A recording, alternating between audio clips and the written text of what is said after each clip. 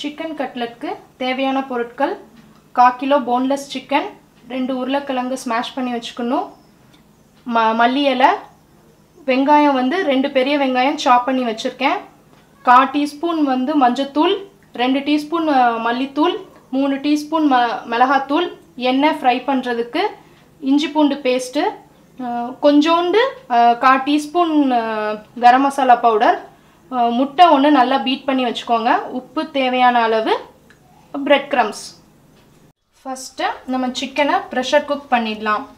பண்ணிட்டோம் அப்படின்னா நம்மளுக்கு கட்லெட் பண்ணுறப்ப கொஞ்சம் கன்வீனியண்ட்டாக இருக்கும். சிக்கன் போட்டாச்சு, எல்லா மசாலா பொடியும் ஆட் பண்ணிடுங்க. மல்லிப்பொடி, மிளகாப்பொடி, இஞ்சி பூண்டு விழுது, கரம் மசாலா,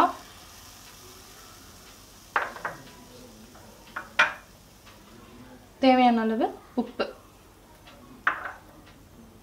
கொஞ்சமாக தண்ணி சேர்த்து நம்ம வந்து சிக்கனை ப்ரெஷர் குக் பண்ணி எடுத்துடலாம். 3 விசில் வந்துட்டு 5 நிமிஷம் சிம்மில் வச்சுருந்துட்டு இப்போ நம்ம வந்து குக்கரை ஓப்பன் பண்ணலாம். இப்போது நம்மளுக்கு சிக்கன் வந்து வெந்துருச்சு. தண்ணி வந்து ஒரு 1/4 கிலோ சிக்கனுக்கு 1/2 டம்ளர் தண்ணி போதும். ஏன்னா நம்ம கட்லெட் பண்ணும்போது நம்மளுக்கு வந்து இந்த தண்ணி தேவையில்லை. அதனால் வந்து இதை கொஞ்சம் வற்ற விட்டுட்டு, ஏன்னா சிக்கனோட அந்த மசாலா சேர்ந்தாதான் நம்மளுக்கு வந்து கொஞ்சம் டேஸ்ட்டாக இருக்கும். அதனால் இதையும் கொஞ்சம் நம்ம வற்ற விட்டுடலாம்.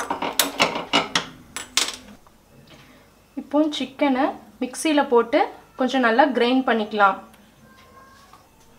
சிக்கனை இந்த மாதிரி கிரைண்ட் பண்ணிவிட்டு ஒரு பவுலில் ட்ரான்ஸ்ஃபர் பண்ணிவிட்டு தேவையான இன்க்ரீடியன்ட்ஸை ஆட் பண்ணி நம்ம கட்லெட் ரெடி பண்ணலாம்.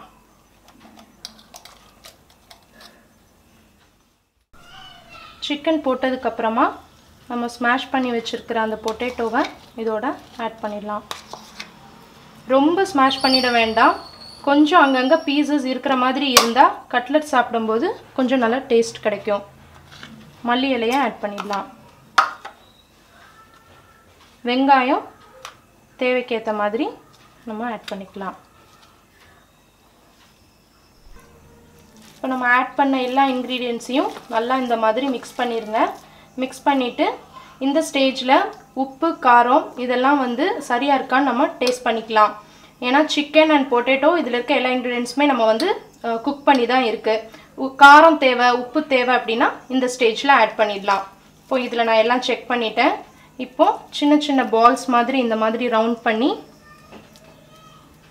இந்த மாதிரி ஷேப் வந்து பண்ணி எக் இதில் ஒரு தடவை டிப் பண்ணிவிட்டு பிரெட் க்ரம்ஸில் நல்லா அப்படி பரட்டி எடுத்துருங்க.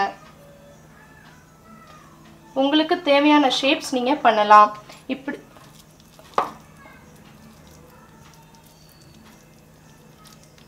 இந்த மாதிரி விதவிதமாக ஷேப்ஸ் வந்து நீங்கள் பண்ணி எக்கில் ஒரு தடவை டிப் பண்ணி பிரெட் க்ரம்ஸில் போட்டு இந்த மாதிரி பண்ணிடலாம். இந்த மாதிரி ஷேப்ஸாக நம்ம வந்து நல்லா பால்ஸ் மாதிரி எடுத்து வச்சுட்டு ஒரு கடாய் போட்டு அதில் நல்லா எண்ணெயை போட்டு மீடியம் ஹீட்டில் வச்சு நம்ம இதை ஃப்ரை பண்ணலாம்.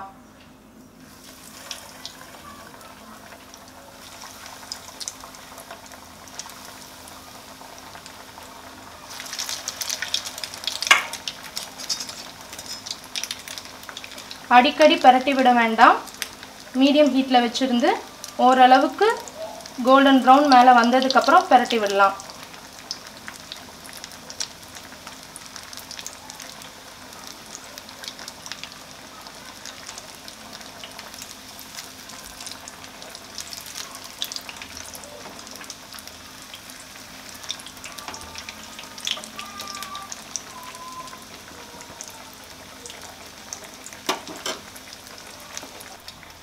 இந்த மாதிரி வந்ததும் நம்ம எடுத்துடலாம்.